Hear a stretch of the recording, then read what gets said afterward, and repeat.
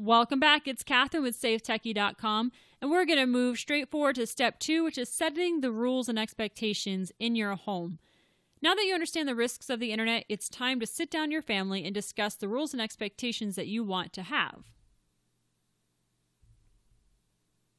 So when discussing the rules and expectations for your family, there are 2 sets of guidelines that I've created for you.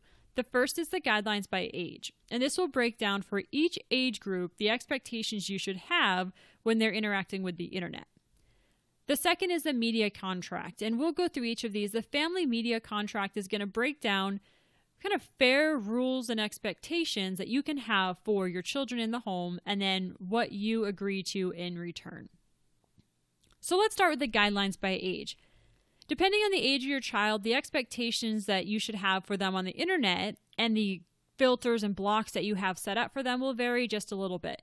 So toddlers, for example, those are the ages that are just getting introduced to computers. The kids are the ones, playing games online, maybe using educational resources, but they're doing this typically by themselves. You might not be around all the time.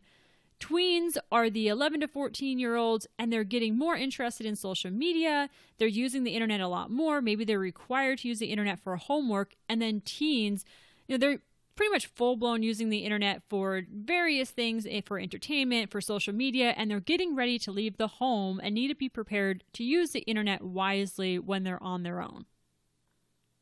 So let's start with toddlers. I'm including 0 to 4-year-olds in this age, but you probably don't have your 0-year-old using your devices, but maybe you have a 2 or 3-month-old that you're streaming music for like Pandora, and they're still around those devices.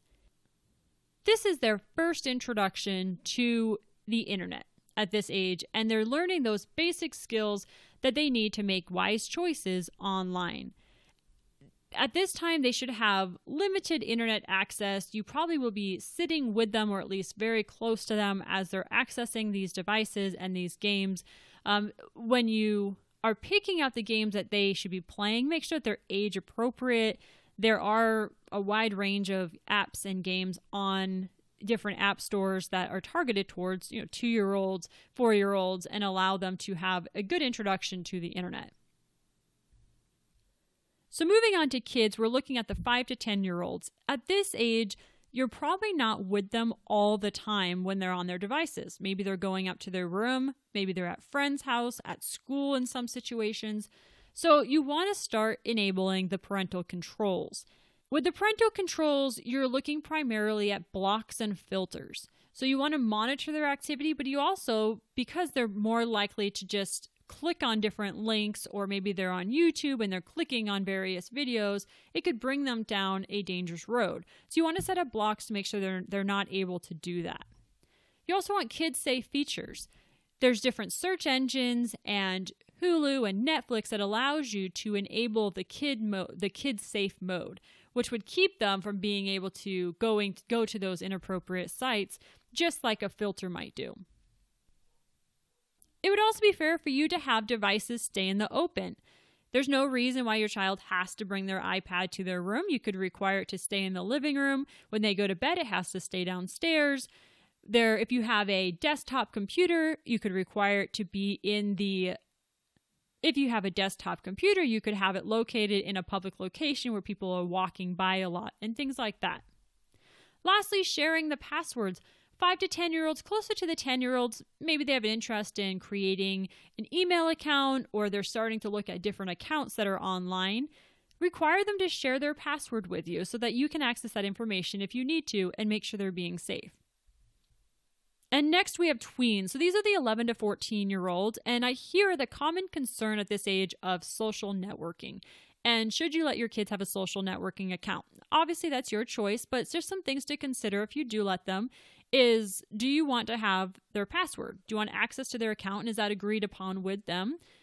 What type of friends do they have, and who are they following, and who's following them?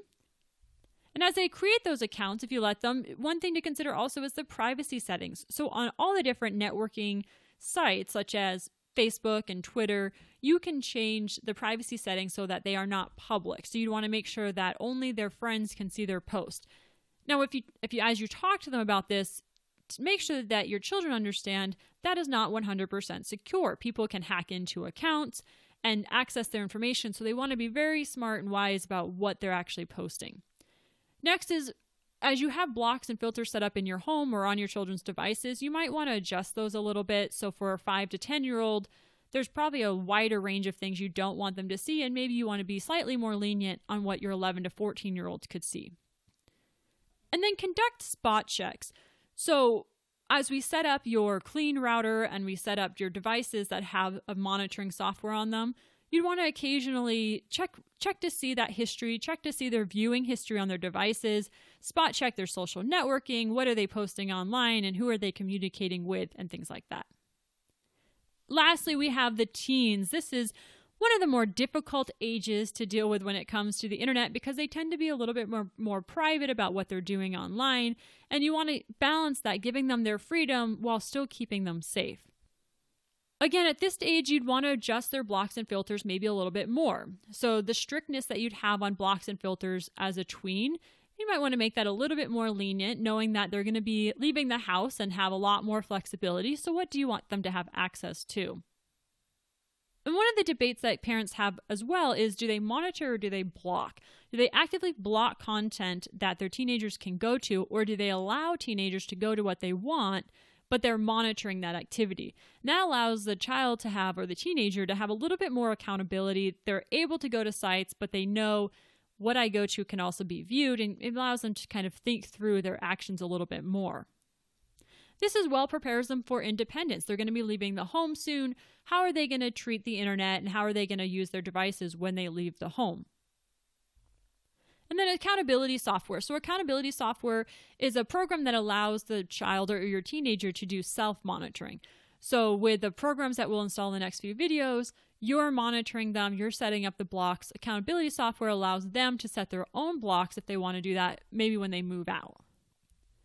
And then lastly, discuss with your child respecting the internet. So this would include making wise choices online about the content that they want to access, but also what type of file sharing are they doing, and then are they respecting copyright laws as well?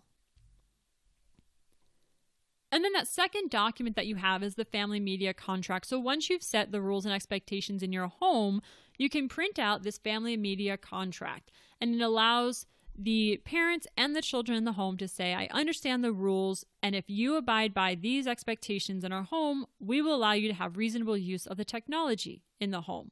So I recommend that everyone sign this, put it in a public location in your home, and then review it annually and decide if anything needs to change on the document.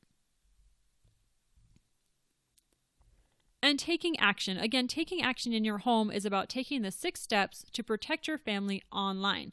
So you understand the risks, you're beginning that conversation with your children. Now we're going to move forward and start protecting the internet access in your home. We're going to understand the home network in the next video, and then we'll go through actually setting up your router and setting up your family's devices. Lastly, we'll discuss how to maintain open communication in your home for the long run. So let's move forward to the next step of protecting your family's internet access, bringing you one step closer to safer technologies, smarter kids, and stronger families.